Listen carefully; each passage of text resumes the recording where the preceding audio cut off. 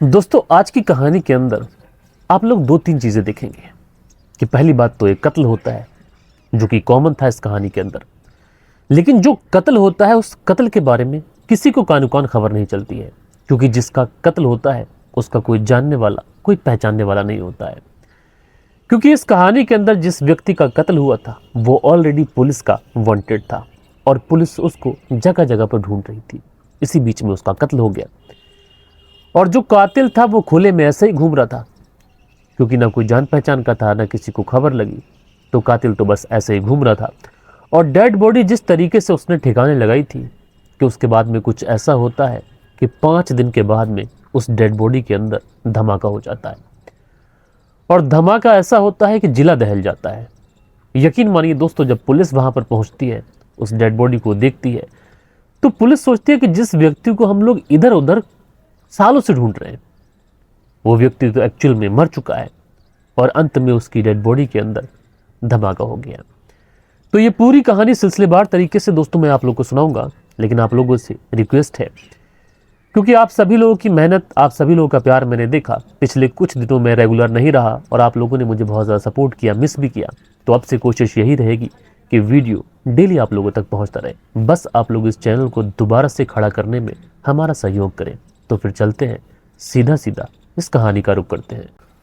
दोस्तों, बात करें अगर आज की इस कहानी की, तो आज की इस कहानी की शुरुआत होती है बिहार से, और बिहार का एक ज़िला लगता है मुजफ्फरपुर ज़िला। ये जो मुजफ्फरपुर ज़िला है, इसी ज़िले के अंतर्गत एक थाना आता है सिकंदरपुर थाना, और इसी सिकंदरपुर थाने के अंतर्गत एक जगह पड़ती है बालूघाट मोहल्ला कहकर। और इसी बालूघाट मोहल्ले के अंदर एक व्यक्ति रहा करते हैं जिनका नाम है सुनील कुमार शर्मा। सुनील कुमार शर्मा, जिनका अच्छा नाम है, अच्छा रुतबा है, अच्छा खासा पैसा भी है। अब चूंकि उम्र भी हो चली है, तो सुनील कुमार शर्मा सोचते हैं क्यों ना बिल्डिंग वगैरह बनवाई जाए, और यहीं पर ये बिल्डिंग वगैरह बनवाते हैं। और यहीं पर एक इनकी 3 मंजिला इमारत होती है, जिस 3 मंजिला इमारत को इन्होंने किराए पर दे रखा है। कुछ लोग वहां पर कमरे लेकर रूम पे रेंट पर रहा करते हैं। बात कर रहा हूं मैं 18 सितंबर साल 2021 की, और 18 सितंबर साल 2021 को इस बिल्डिंग के आसपास वैसे ही चहल पहल थी, सब कुछ नॉर्मल था। लेकिन अचानक से 18 सितंबर साल 2021 को इस बिल्डिंग के अंदर एक बहुत ज़ोरदार धमाका होता है। अब जैसे ही इस बिल्डिंग के अंदर ज़ोरदार धमाका होता है, तो जो आस पड़ोस के लोग वहाँ पर बैठे हुए थे, जो घूम रहे थे, अचानक से चौंक जाते हैं कि इस घर के अंदर ये कैसा धमाका हो गया। अब दोस्तों, किसी घर के अंदर से ऐसी ज़ोरदार धमाके की आवाज़ आएगी तो लोगों का जहन कई तरफ जाएगा। कुछ लोग सोचते हैं कहीं ऐसा तो नहीं कि किसी सिलेंडर में ब्लास्ट हो गया हो, कुछ लोग सोचते हैं कहीं ऐसा तो नहीं कि कोई और बात हो। लिहाजा फाइनली लोग ये सोचते हैं कि पहले तो आग बुझाना चाहिए। लिहाजा दमकल की जो टीम होती है उसको फ़ोन कर दिया जाता है, फायर ब्रिगेड को। फायर ब्रिगेड की टीम वहाँ पर पहुँचती है, आग ही बुझाना शुरू किया जाता है। लेकिन दोस्तों, जब आग ही बुझाई जा रही थी तो कई चीज़ें ऐसी थी जो वहाँ पर दमकल की जो गाड़ी, जो विभाग के लोग आए हुए थे, उनके जहन में कुछ अजीब तरीके से चलती हैं। पहली बात तो जो आग लगी थी वो किसी सिलेंडर में आग नहीं लगी थी, कोई ऐसी चीज़ उस कमरे के अंदर थी नहीं जिसके अंदर आग लगी हो। आग चारों तरफ थी, आग खिड़कियों पे भी थी, आग दरवाजे पे भी थी, और आग दीवार के ऊपर भी थी। फाइनली उसके बाद में आग बुझाने का काम शुरू किया जाता है। आग पर जैसे तैसे कर काबू पाया जाता है। उसके बाद में जो लोग थे और दमकल विभाग की जो टीम थी, जब उस कमरे के अंदर पहुंचते हैं देखने के लिए कि आखिरकार ये आग किस चीज़ के अंदर लगी है, तो उस कमरे के अंदर कुछ इतना ज़्यादा भयानक था जो पहले वाले हादसे से भी कहीं ज़्यादा खतरनाक था। दरअसल उस कमरे के अंदर जो दमकल विभाग के लोग पहुंचे थे और बाकी के जो लोग भी गए थे, वो उस कमरे के अंदर जब जाकर देखते हैं तो देखते क्या है कि इस कमरे के अंदर कुछ मांस के से लोथड़े पड़े हुए हैं, जो मांस के पीसेस हैं। अब पहली नज़र में देखने से ऐसा लगता है कि शायद इस कमरे के अंदर आग लगी हो, सिलेंडर ब्लास्ट हुआ हो, उसके बाद में ये व्यक्ति इसके अंदर जल गया हो। लेकिन जिस तरीके से वो डेड बॉडी के पीसेस दिखाई पड़ रहे थे, वो जो मांस के लोथड़े से दिखाई पड़ रहे थे, वो मामला देखने से ऐसा नहीं लग रहा था कि ऐसा ही कुछ एक्सीडेंटल कुछ हुआ हो। इसलिए पुलिस वालों को जो जहन था वो दूसरी तरफ जाता है, क्योंकि दोस्तों पुलिस वाले ये बहुत अच्छे से समझ चुके थे कि इस घर के अंदर जो कुछ हुआ है वो बहुत ज़्यादा भयानक हुआ है। उसके बाद में जो मकान मालिक होते हैं सुनील कुमार शर्मा, उनको भी बुलाया जाता है, पुलिस को फ़ोन किया जाता है। सुनील कुमार शर्मा पुलिस को फ़ोन करते हैं। पुलिस की जो टीम होती है तुरंत मौके वारदात वाली जगह पर पहुंचती है। साथ में फॉरेंसिक की टीमें, एफएसएल, तमाम तरीके की टीमों को बुलाया जाता है, डॉग स्क्वाड, और इस पूरे मामले की छानबीन की जाती है। सबसे पहले मकान मालिक सुनील कुमार शर्मा से ये पूछा जाता है कि तुमने ये कमरा किसको किराए पर दे रखा था। सुनील कुमार शर्मा बताते हैं कि ये कमरा मैंने किसी सुभाष कुमार नाम के व्यक्ति को दे रखा था, जहां पर वो एक महिला राधा के साथ रहा करता है। हालांकि सुनील कुमार शर्मा जो है वो शादीशुदा है, उसके बच्चे भी हैं, लिहाजा पता यह किया जाता है कि सुनील कुमार शर्मा की पत्नी और बच्चे कहाँ हैं। जब इस बारे में जानकारी जुटाई जाती है तो पता चलता है सुनील कुमार शर्मा की पत्नी और बच्चे मायके गए हुए हैं, यानी सुनील कुमार शर्मा ने उनको अपनी ससुराल छोड़ा है। अब जैसे ही ये बात पुलिस को पता चलती है तो पुलिस वालों का जहन अब दूसरी तरफ जाता है। पुलिस वालों को ऐसा लगता है कि शायद सुनील कुमार शर्मा ने अपने बच्चों और पत्नी को उनके मायके इसलिए छोड़ दिया ताकि वो यहाँ पर लाकर किसी का कत्ल कर सके और उसकी डेड बॉडी को यहाँ पर ठिकाने लगा सके। लिहाजा पुलिस वाले अब सुनील कुमार शर्मा की तलाश शुरू करते हैं। न कि सुनील कुमार शर्मा की तलाश शुरू करते हैं बल्कि उसके पीछे पड़ते हैं, और उसके बाद जाकर कई सारे कैमरे खंगाले जाते हैं, लोकेशन ट्रैक की जाती है, तमाम तरीके के लोगों से पूछताछ की जाती है, और फाइनली एक बस स्टैंड से सुनील कुमार शर्मा और उसके साथ में एक महिला जो राधा होती है, इन दोनों को अरेस्ट कर दिया जाता है। और अरेस्ट करने के बाद में इन दोनों को पुलिस थाने लेके आया जाता है। अब पुलिस वाले सुभाष कुमार को लेकर पुलिस थाने तो आ चुके थे, लेकिन ना तो पुलिस वालों के पास में कोई कंप्लेंट थी, ना कोई मिसिंग कंप्लेंट दर्ज हुई थी, ना ये पता चला था कि डेड बॉडी वहां पर किसकी है, ना ये पता चला कि डेड बॉडी वहां पर रखी किसने है, ना पुलिस वालों को ये पता चला कि डेड बॉडी के अंदर ब्लास्ट कैसे हुआ। अब पुलिस वालों को ये समझ नहीं आ रहा है कि सुभाष कुमार से आखिरकार पूछताछ की जाए तो क्या की जाए। लिहाजा फिर भी पुलिस वाले इधर उधर से घुमा घुमा कर तमाम तरीके के सवाल जो थे वो सुभाष से पूछताछ शुरू करते हैं।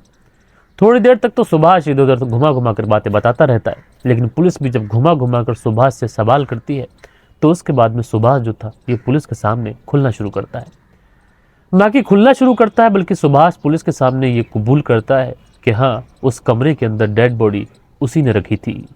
अब जैसे ही पुलिस वाले सुभाष कुमार की ये बात सुनते हैं तो सुभाष कुमार से कई सारे सवाल पूछ लेते हैं।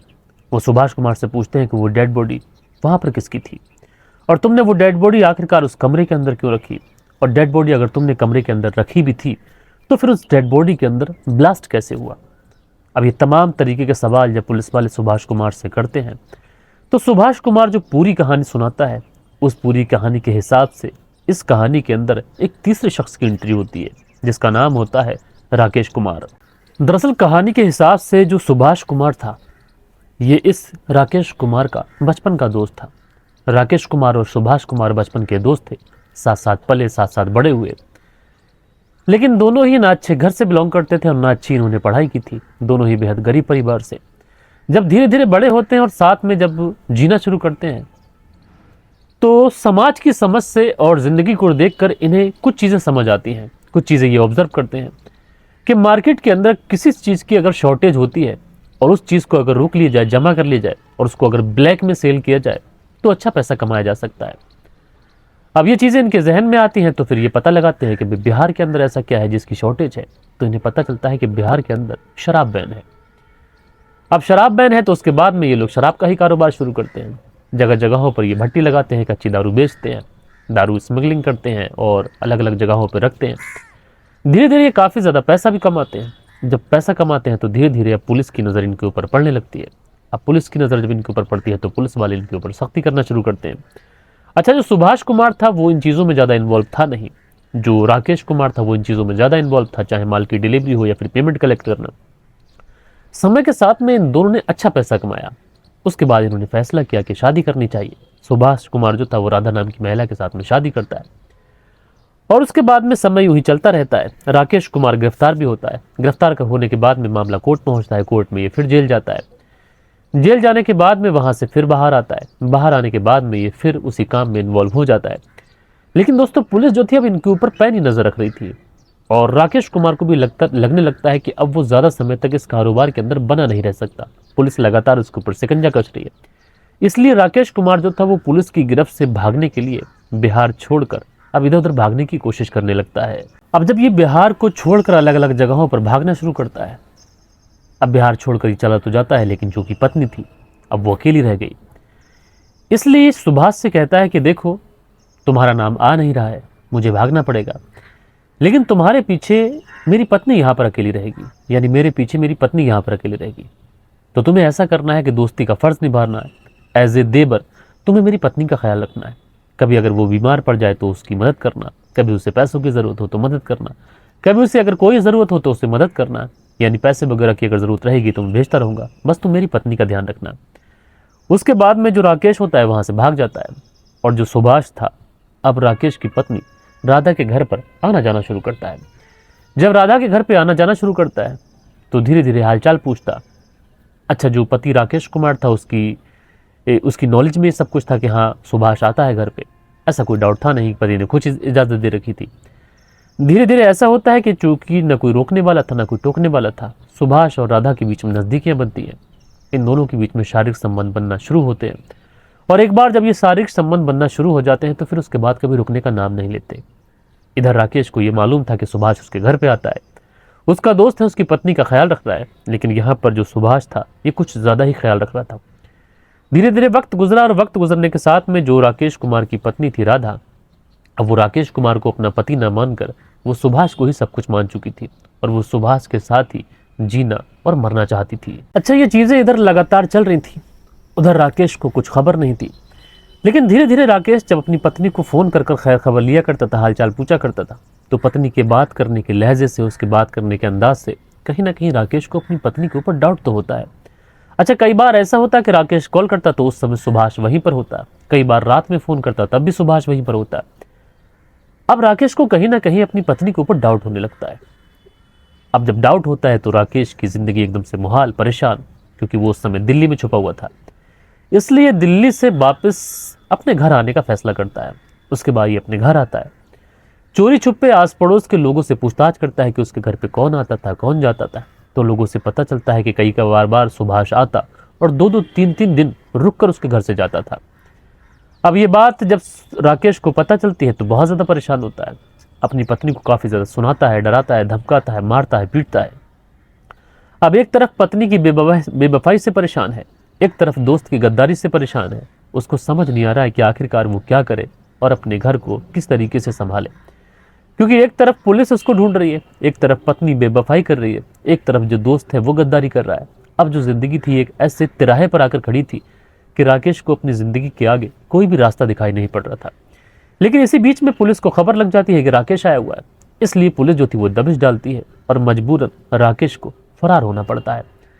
अब जैसे ही राकेश फरार होता है तो इस बार जो पत्नी थी अब उसको बड़ा अजीब सा लगता है। उसको लगता है कि सब कुछ ठीक ठाक चल रहा था और राकेश आया, उसने उसकी पिटाई भी कर दी, उसको पता भी चल गया।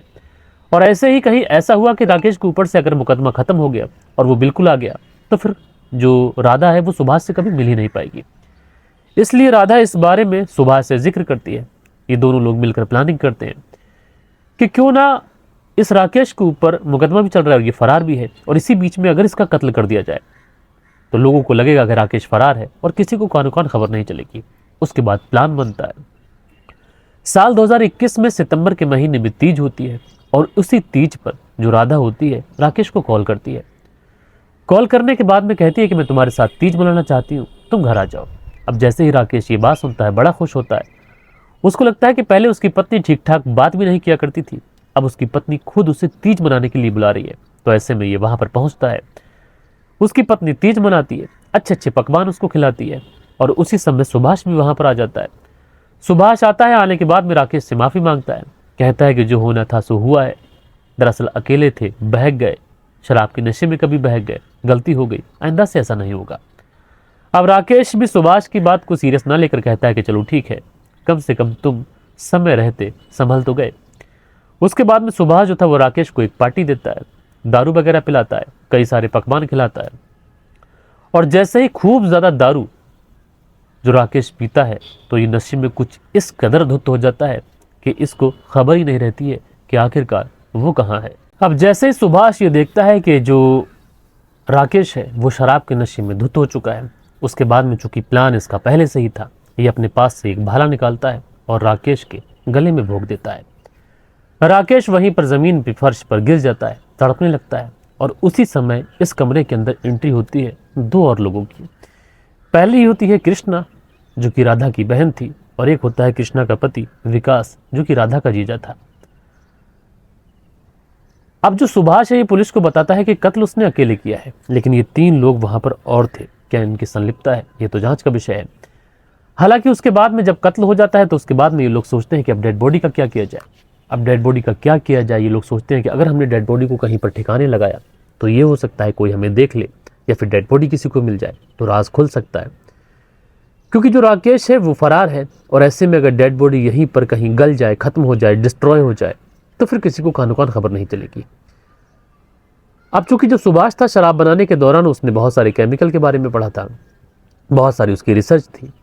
तो उसके बाद में ये लोग एक ड्रम लेके आते हैं। ड्रम लाने के बाद में पहले उसमें नमक डाला जाता है, बाद में डेड बॉडी उसके अंदर रखने की कोशिश करते हैं। अब चूंकि जो डेड बॉडी थी वो उस ड्रम के अंदर जा नहीं रही थी, इसलिए डेड बॉडी को कई पीसों में ये लोग काटते हैं और उसके बाद में डेड बॉडी के पीसेस को रखते हैं। उसके बाद यूरिया और उसके बाद कई सारे केमिकल उसमें डालते हैं। उन सारे केमिकल्स के नाम मैं वीडियो के अंदर नहीं बता सकता।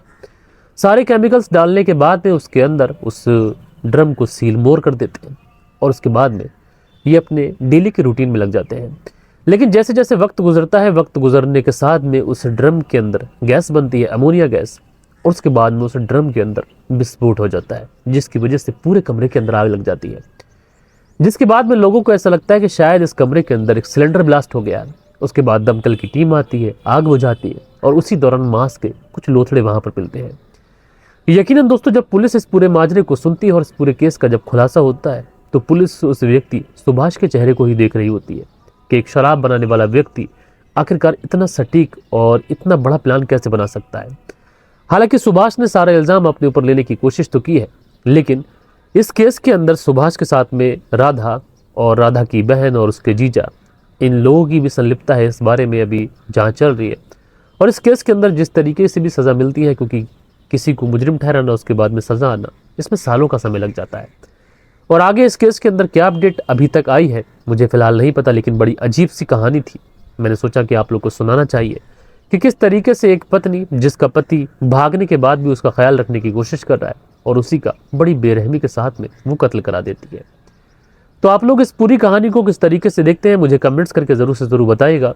बाकी कल की वीडियो पे जो आप लोग के अभी तक कमेंट्स आए हैं, क्योंकि सुबह सुबह वीडियो शूट कर रहा हूँ, क्योंकि आप लोगों तक वीडियो पहुँचाना बहुत ज़्यादा ज़रूरी है, तो इसलिए जब भी मौका मिल रहा है शूट कर रहा हूँ। तो अभी तक आप लोग के जो कुछ कमेंट्स आए हैं, वक्त होता है कि आप लोग के कमेंट्स पढ़ लिए जाए। तो दोस्तों, कल के दिन जो हमारे वीडियोज़ पे आप लोगों ने कुछ कमेंट्स किए थे, इसमें मोहम्मद जावेद हैं, लिखते हैं अस्सलाम वालेकुम शाबिज़ भाई, मेरे दोस्त का नाम बोल देना। मेरे दोस्त का नाम है आशिक और उसका बेटा है पोपो, उसे बहुत मिस करता है। तो मोहम्मद जावेद जी, आपके जो दोस्त हैं जिनका नाम आपने बताया मुझे आशिक, आपने उनके बेटे का नाम बड़ा अजीब बताया, आप शायद प्यार में कहते होंगे पोपो। तो मैं बहुत बहुत शुक्रगुजार हूँ कि आप सभी लोग मेरे वीडियोस को देखते हैं और पोपो, आपके जो पापा हैं आशिक, वो आपको बहुत मिस करते हैं। उसके बाद में फरजाना सिद्दीकी लिखते हैं, मोबाइल बहुत अच्छी चीज़ भी है और बहुत गलत बात भी है। ये आपने बहुत अच्छी बात कही। किसी भी चीज़ के अगर देखें तो 2 पहलू होते हैं, आप उसको या तो अच्छा इस्तेमाल कर लें या फिर गलत इस्तेमाल कर लें। गंगा गंगा करके आईडी लिखते हैं, अब हमारे भारत में धीरे धीरे संस्कार और रिश्तों की मजबूरी ख़त्म होती जा रही है, वरना हमारा भारत वही देश है जहाँ की संस्कृति की सब सराहना करते हैं। तो गंगा गंगा करके जो कमेंट्स करते हैं, तो भाई हमारे देश की संस्कृति की अभी भी पूरी दुनिया के अंदर डंका बजता है, क्योंकि अगर कुछ क्राइम हमारे देश के अंदर हुए हैं तो दुनिया के अंदर भी बहुत सारे क्राइम हुए हैं। तो इस चैनल के माध्यम से हम लोग यही कोशिश कर रहे हैं कि लोग क्राइम का रास्ता छोड़ें और सीधे रास्ते पे आएँ, क्योंकि प्लानिंग इंसान भले ही बड़ी करता है, अंत में बेनकाब होता है और पुलिस की गिरफ्त में पहुँचता है। उसके बाद में असलम है, लिखते हैं अस्सलाम वालेकुम और बेंगलुरु से, कर्नाटक से कहानी सुनते हैं। तो असलम जी, वालेकुम सलाम, आपका शुक्रिया कि आप कर्नाटक से हमारी कहानी सुनते हैं। मोहम्मद आमिन गुज्जर जी हमारी कहानी सुनते हैं, भाई आपका बहुत बहुत शुक्रिया। सुल्त्यागी हैं, लिखते हैं नमस्कार भाई साहब, रेनू सुल्त्यागी शानाबुल शहर से कहानी सुनते हैं, भाई आपका शुक्रिया। मोहम्मद इमरान है, लिखते हैं मोहम्मद इमरान फतेहपुर से कहानी सुनते हैं, मेरे भाई शुक्रिया आपका। मोहम्मद जोरेज़ है, प्यारा सा कमेंट्स करते हैं, शुक्रिया। मेम करके आईडी है, अच्छा सा प्यारा सा कमेंट्स करते हैं, शुक्रिया। तो अभी सुबह 8:30 बजे तक कमेंट्स आप लोगों के कम ही हैं और आप लोग कोशिश किया करें, क्योंकि मैं कोशिश करता हूं कि दिन में किसी भी समय में वीडियो बना दूं, तो आप जल्दी से जल्दी यानी रात के समय ही कमेंट्स कर दिया करें, ताकि अगले दिन सुबह को मैं आप लोगों के कमेंट्स पढ़ सकूं। बाकी दोस्तों, स्टोरी के बारे में आप लोग जो भी सोचते हैं वो मुझे ज़रूर से ज़रूर बताइएगा, और स्टूडियो से बाहर हम लोग छत पर अपनी वीडियो शूट कर रहे हैं, तो उसके बारे में भी बताइएगा कि आप लोगों को बाहर का वेदर कैसा लगता है, कहानी सुनने में मज़ा आ रहा है या फिर नहीं आ रहा है, वीडियो की क्वालिटी बढ़ी फिर या फिर नहीं बढ़ी, मुझे सब कुछ लिखिएगा। बाकी मैं मिलता हूँ आप लोगों से कल के दिन किसी और स्टोरी के साथ में। जब तक के लिए अपना ख्याल रखें, देश का ख्याल रखें, परिवार के रिश्तों की अहमियत को समझें। जय हिंद, जय भारत।